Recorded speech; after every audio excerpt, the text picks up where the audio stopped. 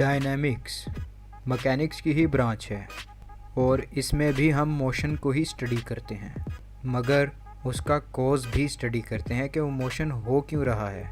Kinematics में तो हमने सिर्फ मोशन को ही स्टडी किया था, उसके कॉज को नहीं, लेकिन डायनामिक्स में हम इसके कॉज को भी डिस्कस करेंगे। तो डायनामिक्स की डेफिनेशन बनती है, dynamics is the branch of mechanics which deals with the motion and also its cause। यानी कोई भी चीज़ मोशन में है तो हमने उसकी रीज़न कि वो मोशन में है क्यों ये भी जाननी है। तो कोई भी चीज़ मोशन में क्यों होती है, क्योंकि उसके ऊपर कोई ना कोई फोर्स अप्लाई हो चुकी होती है। और हमें मोशन की कॉज बताने के लिए न्यूटन ने 3 लॉज भी डिराइव किए थे, जिनकी मदद से हम मोशन की रीज़न को जान सकते हैं। लेकिन न्यूटन्स के इन लॉज को पढ़ने से पहले हमें जानना चाहिए कि फोर्स असल में है क्या, जो सारे मोशंस की रीज़न है। फोर्स, हम फोर्स लगा के दरवाज़ा खोलते हैं, फोर्स लगा के क्रिकेट में छक्का भी मारते हैं, फोर्स लगा के किसी चलती चीज़ को रोक भी सकते हैं, या किसी रुकी हुई चीज़ को फोर्स लगा के मोशन में भी तब्दील कर सकते हैं, या फिर चलती हुई चीज़ की डायरेक्शन चेंज कर सकते हैं फोर्स से। तो यहाँ 3 चीज़ें आई, चलती हुई चीज़ को रोकना, रुकी हुई चीज़ को चलाना और चलती हुई चीज़ की डायरेक्शन चेंज करना। लेकिन क्या हमेशा फोर्स ऐसे काम करती है? मतलब कि एक दीवार पे एक बंदा फोर्स लगाए तो क्या उस फोर्स से दीवार मूव कर जाएगी? नहीं, तो हमेशा फोर्स ऐसे काम नहीं करती। इसलिए इसकी डेफिनेशन यूँ बनेगी, force moves or tends to move, stops or tends to stop the motion of the body। मतलब फोर्स कहते हैं किसी चीज़ को मूव करा देने को, या फिर उस चीज़ को मूव कराने की कोशिश को, या फिर किसी चलती हुई चीज़ को रोकने को, या फिर उस चीज़ को रोकने की कोशिश को। The force can also changes the direction of motion of a body. यानी फोर्स किसी भी बॉडी की डायरेक्शन भी चेंज करा सकती है। यहाँ पर एक और चीज़ आप डेफिनेशन में ऐड कर सकते हैं कि फोर्स किसी ऑब्जेक्ट की शेप और साइज़ को भी तब्दील कर सकती है। एक हवा से भरा हुआ बालून लें और उसको प्रेस करें, तो यानी आपने फोर्स अप्लाई की और उस फोर्स अप्लाई करने के नतीजे में उसकी सारी हवा निकल गई और उसकी शेप चेंज हो गई। और इसी तरह आप फोर्स लगा के चीज़ों की शेप भी चेंज कर सकते हैं। Thus, force can change the shape and size of an object. अब आपने फोर्स लगाई है तो इनर्शिया भी आपको जानना पड़ेगा, क्योंकि फोर्स और इनर्शिया का आपस में बड़ा गहरा ताल्लुक़ है। और इस ताल्लुक़ को देखा था गैलीलियो ने। तो गैलीलियो ने क्या देखा था? गैलीलियो ने देखा था कि किसी हल्की चीज़ को जो कि रेस्ट पे हो यानी रुकी हुई हो, तो उसको मूव कराना ज़्यादा आसान है, इसकी बजाय किसी भारी चीज़ को मूव कराना मुश्किल है। बात तो ये सिंपल सी लगती है, लेकिन गैलीलियो ने कहा कि इसकी एक वजह है, और ये वजह ये है कि हर चीज़ स्टेट ऑफ रेस्ट से मोशन में जाने में या फिर मोशन से स्टेट ऑफ रेस्ट में आने में रेजिस्टेंस पैदा करती है, और इसी रेजिस्टेंस की वजह से हमें फोर्स लगानी पड़ती है। इसी रेजिस्टेंस को गैलीलियो ने इनर्शिया का नाम दिया था। तो इसकी डेफिनेशन यूँ बनेगी कि the inertia is the property of a body due to which it resist any change in its state of motion और in its state of rest.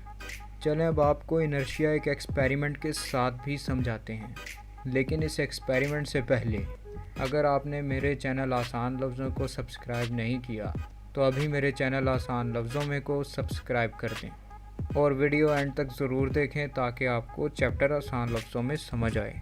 तो एक्सपेरिमेंट 3.1 देखें।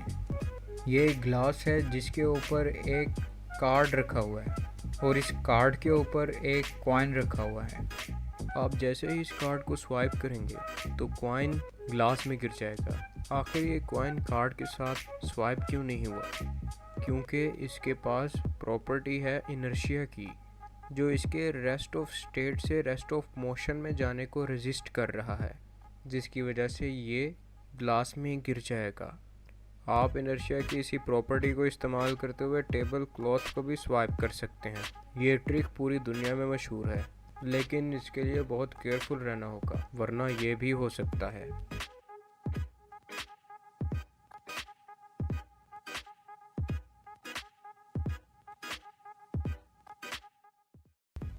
अब आप इनर्शिया को समझ चुके होंगे।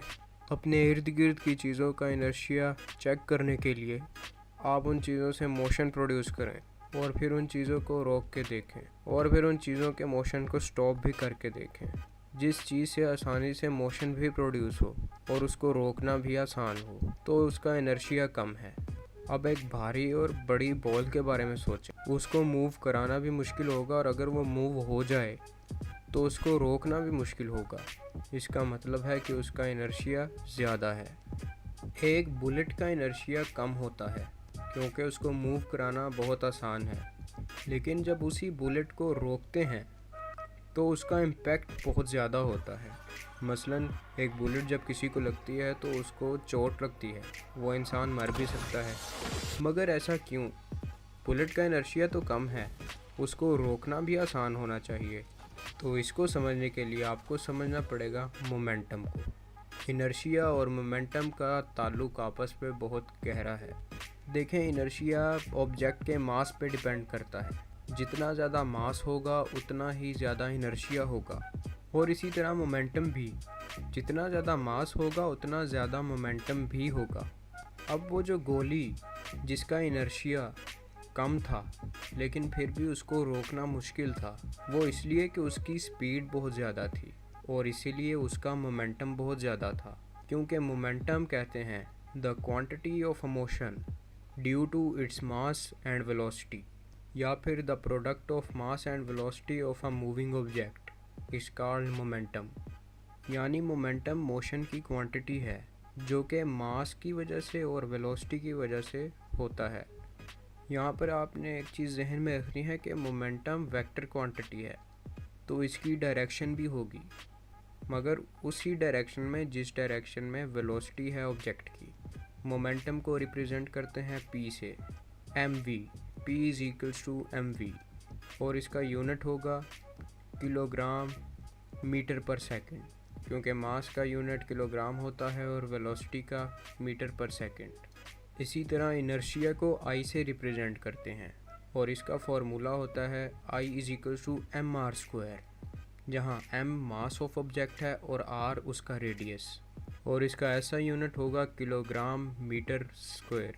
तो अब आपको समझ आ गया होगा कि एक लोडेड ट्रक, भले उसकी स्पीड कम हो लेकिन उसको रोकना मुश्किल होगा क्योंकि उसका मास ज़्यादा होगा, और अगर उसका मास ज़्यादा है तो उसका इनर्शिया ज़्यादा है, और इसी तरह अगर उसका मास ज़्यादा है तो उसका मोमेंटम ज़्यादा है।